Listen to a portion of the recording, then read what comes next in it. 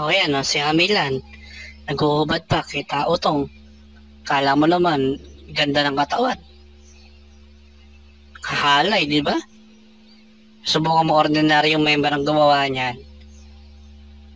Na makakatakot-takot na atake gagawin itong magtiyohin. O yan, yung mga yan, nakikita niya sa Instagram, 1 year bago mamatay pa si Bes niyan. May party na, may siniserve na alak dyan sa loob ng Area 52. At as a matter of fact, mismo si brother na yun, si kuya, nakapasok din sa loob eh. Tinataka nga ako kay kuya, bakit parang patunog niya is, parang magsalita siya, kala mo hindi niya alam at istolang nightclub pa raw dahil may mga alak. Dito mismo sa video natin, talagang kayo na umusga kung talaga bang mukhang nightclub yung loob. Ito, kumakanta si kuya. Doon na sa last part, i-play. Ito, January, na-post January 6, 2020. So, 1 month before Bat Eli died, nandun si na kuya, nagkakantahan pa sila nila Brad Joseph, si gitara, si Brad Roland. Pakinggan nyo ng konti.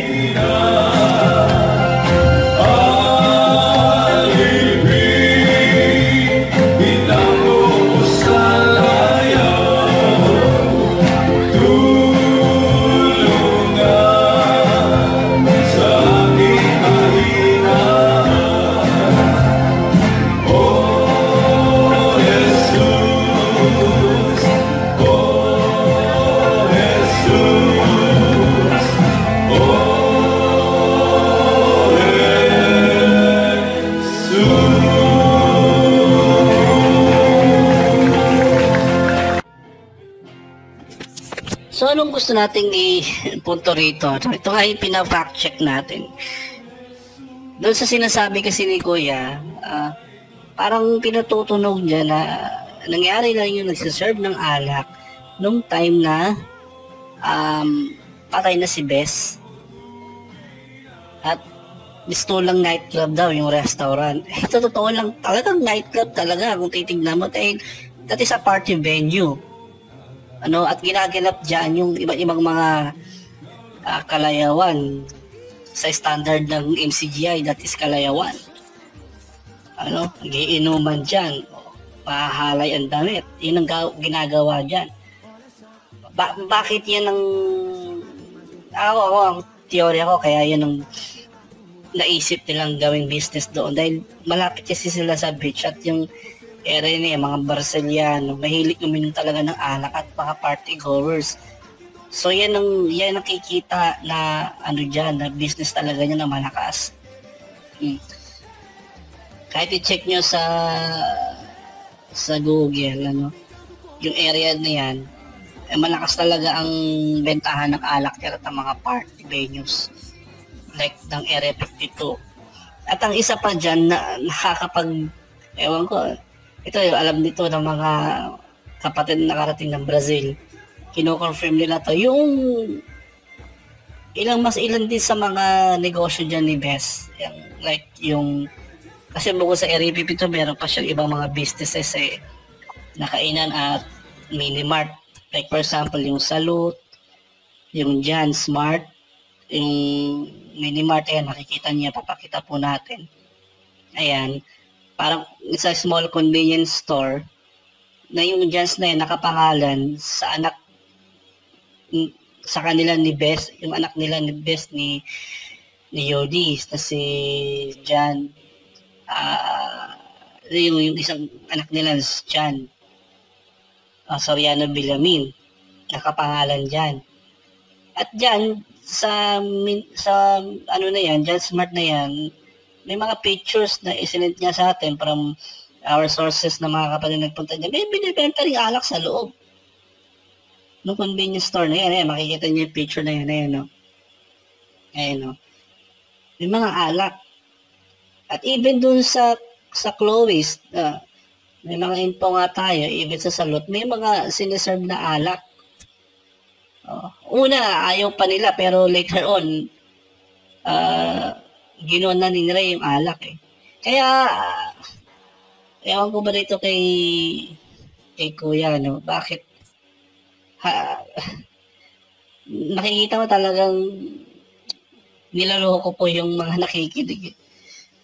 The way nga lang yung sinasabi niya, parang kala mo kung wala siyang alam eh. Pakinggan po natin ulit, tingnan natin. O eto kapatid na Rodel, patunayan mo sa kanila o hindi. Noong pagpahingahin ng kapatid na Eli, yung may restaurant doon na binuksan ng kapatid na Eli sa Brazil eh. No? Okay. Mga, di ba doon, meron siyang mga binuksan. Ba, nung pinagpahinga ang kapatid na Eli, ngayon tinatanong sa akin ni Brad Rodel, paano po ito? Meron po kasing gusto dito na kumuha nito, ituloy daw itong pag-ooperate nito. Ano ba yun, Brad Rodel? Yung area dyan, Opo, kuya. Opo. Ano problema ka ako? No? Tignan mo, di ba? Parang pautal-utal pa na area. Nakala mo, hindi niya alam. Nakapasok na siya dun. Umakanta pa nga siya. Jesus, nabuhay kong pag-asa. Lakad ko. Oh, Jesus. Oh, Jesus. Oh, Jesus.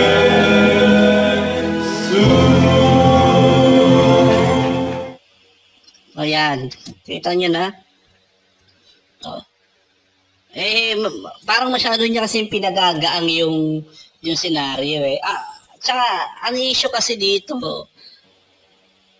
totoo ba na yung party venue na yan, yung Area 52 na Mistolang Nightclub, ay pagmamayari ng administrasyon ng iglesia o mga administrador ng iglesia.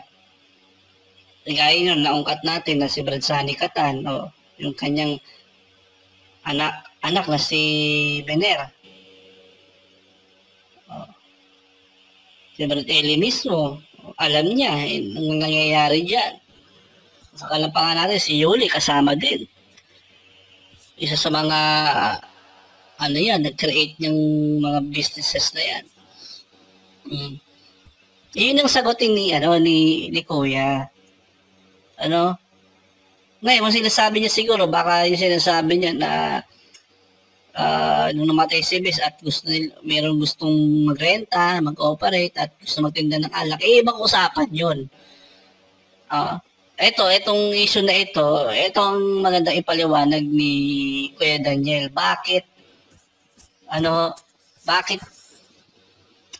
ito ay nakapag-operate ang ganitong klaseng negosyo sa Brazil. So, yan yung totoo about dyan sa Brazil. Yan ang dapat na ipaliwanag ni KDR. At huwag siya magtanga-tangahan. Parang wala siyang alam. Galing talaga ni KDR mag-playing safe eh. Akala mo talaga wala siyang alam eh. At hindi niya alam eh, hugas kamay pa. Pati yung isa, yung binanggit niya, yung sa kanyang kapatid, nagbe-breed ng panabong na manok. Well, kung totoo yun, na pinagbawalan niya na mag-breed ng manok, pero hindi ba niya alam na halos 2 taon na nagbe-breed ng manok yan, si EJ Rason? Nakapanayam nga natin yung may-ari ng yung supplier na kinukunan ng mga sisiw na panabong ng manok ni Eli dyan, yung Omega Red Farm. At ang sabi nga sa atin halos 2 taon na nagbe-breed dyan ng manok. Kaya makikita mo nga doon sa mga video niya, ayan, ang lalaki na ng mga manok niya, at nagpo-promote pa siya ng vitamins kung paano tuturukan yung manok, vitamins. Meron pa sa YouTube channel. Just imagine, Imagine mo close, kamag-anak ka ng, ng mga ngaral. Ayan po, pakita mo yung Buhay pa si Bes niyan eh, 2019. Pakaganda. Oh, Sige, ang lakas ng loob para healthy. na gawin yan. Yun. Talakarin mo.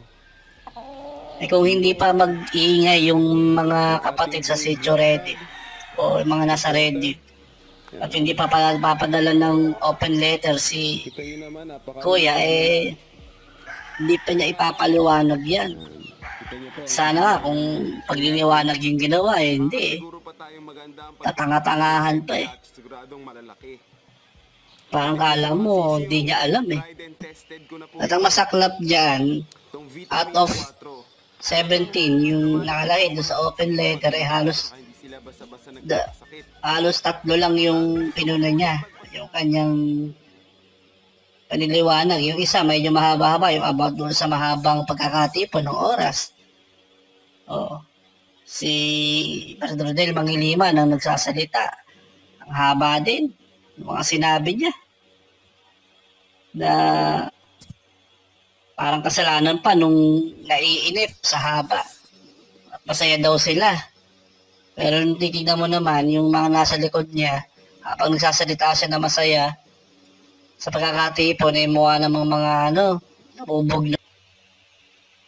Ngayon, tingnan mo, yung mga nasa likod, yung mga itsura niya, parang uwing-uwi na nga eh. Ayun ako, Bro Dodel.